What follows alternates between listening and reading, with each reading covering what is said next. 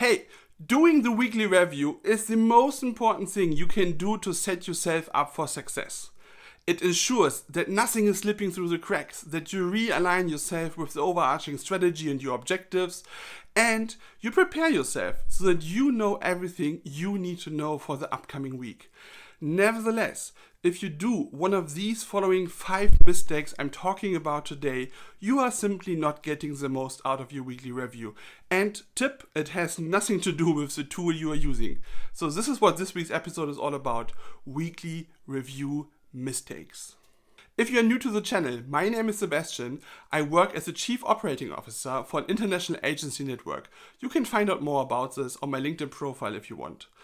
I talk on this channel about how I strive every day to become a better leader, manager, and simply a productive human being. And I do so by sharing with you all my experiences over the last 20 years trying to make great ideas from great books work in reality. This is actually the first episode of a 5-part series which is all around weekly reviews. I'm a big fan of weekly reviews. I think it's a foundation for everything you do every single week. You need to get this right, and therefore I want to dedicate my first episodes exactly on this topic. In this episode, I talk about the 5 mistakes you need to avoid. In the next episode, I will cover the 3 key lists you need to have in your review to make the most out of it. After this, I will help you to plan your week and to set really good weekly objectives. After this, we explore a tool which I'm using, which is called the Ideal Work Week, in order to plan your week really according to your priorities, which was a game changer for me starting doing it. And last but not least, I will simply share with you in the last episode my personal review as I do it every week. It's obviously quite special and customized to my needs, but I believe it is quite helpful to see a real example of everything I talked about in the episodes before. So I hope you enjoy it. Alright, to make sure that you're not missing a single episode in this series, subscribe to the channel, hit the bell icon so that you get the notifications.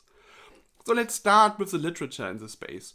An obvious book which jumps to mind is Getting Things Done. I mean, everyone has read it, right? 10, 15 years ago, I was really going deep into the book, and I tried to change my whole productivity system around everything which the book was teaching me. And this obviously included also weekly reviews. Now I've discovered a really great and different book, which is called Free to Focus by Michael Hyatt. It is such a great book. It has a holistic approach to productivity and to really find your focus, your passion, and the stuff you are really good at and you only should be doing. It is super helpful.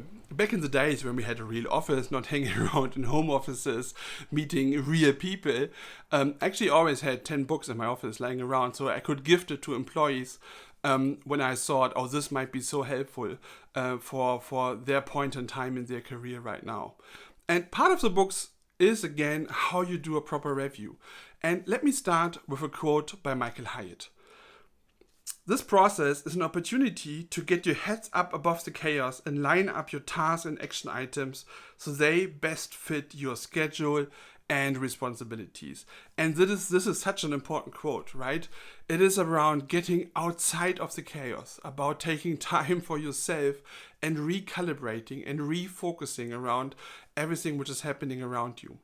And the last word is so important, responsibilities, because you have to align yourself for what you are responsible for your objectives, for your strategy of what you want to get and need to get done. And this chaos is always in conflict or in tension with this. And therefore the weekly review is so super important. If you haven't read the books yet, you find links to both books to buy them on Amazon down below. So I would say now's a good time to simply start with the first mistake. Giving too low priority to your weekly review is one of the most common mistakes I see over and over and over again. Look, doing a review is giving you such great benefits, but if you don't give it the right priority, it will not happen, right? Actually, for myself, when I started to do Getting Things Done, the very first thing I stopped doing was to do the review. And probably I simply back then didn't realize why the review is such a key piece to the puzzle to make everything else work. And it changed for me when I became more aware of the key benefits. The first benefit obviously is that you don't miss anything anymore. You go through your to-dos, you go through your notes, you go through your emails, and you can rely on your system, and you know that even if in the heat of the moment you forgot something, you will pick it up at your weekly review. That is benefit number one. Benefit number two is it will raise awareness of what goes right and what goes wrong. This weekly reflection and doing a retrospective with yourself is a really key benefit. You are celebrating what you got right. Yeah, chaka. And you have to admit to yourself what still is not working or what went wrong the very first time. But this is really key to change and adjust, and that you don't fly blind for weeks and months. The third key benefit is that you are reconnecting with your objectives, with your goals, with your overarching strategy. And this alone makes the review so valuable to me, because these things you always forget, right?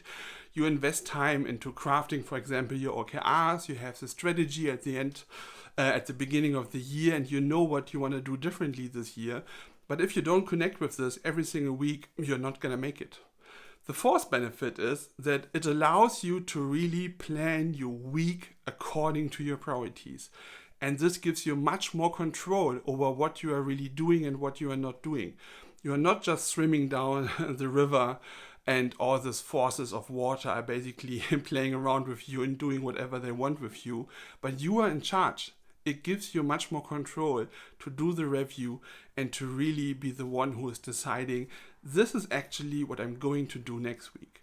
And last but not least, I think the last benefit you can get from your review you need to be really aware of is that it really helps you to understand your own strengths and weaknesses.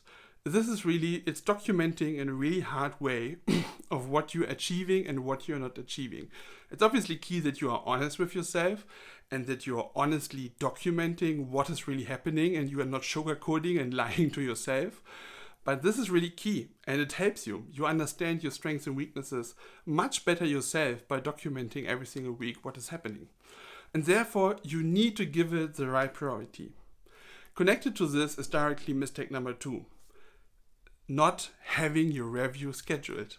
I mean, come on. You need this time, and if this time is not in your calendar and you are not blocking officially time for it, it's not gonna happen. Right? I don't know how many people I talk to and ask, hey, do you do this weekly review thing? And people say, yes, when I have time for it, right? Or I always try to do it on Friday evenings, but then often I miss it. Then I want to do it on Mondays, but Monday morning, so many things already going on. And then if you have it not in your calendar, it's not going to happen. And you need to be aware of the fact this thing takes time. It is quality time with yourself to reflect. And this time needs to be protected. And you will only find the time if it's in your calendar, and you are only able to protect this time if it's in your calendar. And therefore, putting it in your calendar is really key. And this brings us to mistake number 3. Only reviewing, but not previewing. This is so important. I don't know how many people I've met in my career who do reviews on a fairly regular basis, but they're only looking back. They go through their emails, they go through their tasks, they go through their notes, and that's it. And then they stop. They have basically cleaned up the last week, but they're not really looking ahead to plan the next week. And that is really important. I always think of this in 3 ways.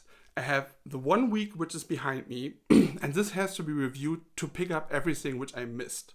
Then I have the next week coming up, and I'm dedicating time to plan, how do I really make this week work for me? How do I achieve my objectives? How can I do what I'm supposed to be doing in this week?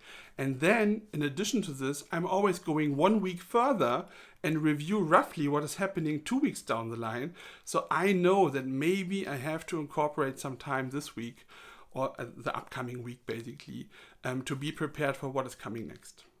Next mistake is being way too operational. I don't know how many people I've met in my life, in my career, who said to me, oh, I would love to think more strategically, but I simply don't have the time, I don't have the headspace for it. Well, this is your time to think strategically. Don't be too operational, don't be just focused on your day-to-day stuff. Use this time you are now prioritizing, and blocking in your calendar to think strategically. That is the time you can do it. Don't be just only operational. This is really the time where you can think about how you can connect with your OKRs, how can you connect with your yearly goals, how can you connect with an overarching strategy, and what kind of adjustments you have to make. Reserve your time in the calendar and use it not just for operational stuff. Carve out enough time in order to think strategically. And this directly brings me to the last mistake, which is directly connecting to this, which is obviously that people don't use checklists or templates to run the weekly review. Look, you are this pilot, right? You are flying this plane. Flying the plane is dangerous and it's complex. And in order for you to not crash the goddamn plane, you have a checklist. And you want to use the checklist to make sure that you do what you are supposed to be doing. Look, the time is valuable. It will be hard to carve out the time in your calendar anyway. So make sure you already have a checklist which is actually helping you to understand exactly what you need to do now in this meeting. It's helping you to be rigorous. It's helping you to have enough discipline to do all the things you really need to be doing so that you are not just doing the easy things, but also the hard things. And checklists are really helpful because you can fine-tune your checklist every once in a while based on your learnings. I think I'm adjusting my checklist very often actually. And depending on the career phase I'm in, depending on what is really the key theme maybe for the year, I'm adjusting the checklist so that this is really tailored to my situation. If you are a big pen and paper fan, I could recommend you the notebook, which is a full focus planner. It's also from Michael Hyatt. It's directly connected to the book Free to Focus. It's bringing the concepts from Free to Focus in basically a notebook which you can use. And I really like it. I used it for, I think, 2 years roughly, so 8 quarters. Every book is covering 1 quarter. And it's a checklist and a template combined, and it really makes sure that you are doing what you're supposed to be doing. It's covering your yearly goal setting, it's covering your weekly review and your weekly planning, it's covering every single day, it's covering a lot of the things you should be doing, and it's giving it to you in a really nice way. I switched now completely to digital and to Roam Research, but in Roam Research I also have checklists and I also have templates, and I really swear on having checklists and templates. So what other actions you should take now, right? You should obviously avoid these 5 mistakes. So what does it mean? Rethink your priority. Task number 1, sit down now and think about, is it maybe more important after Sebastian told me how important it is than I thought?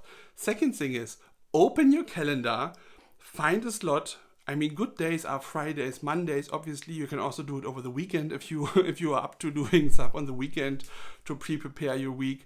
Or in essence, you can do it any single day, but you have to block time, and it should be 30 minutes at least. Really go for an hour or more if you can, and schedule it right now.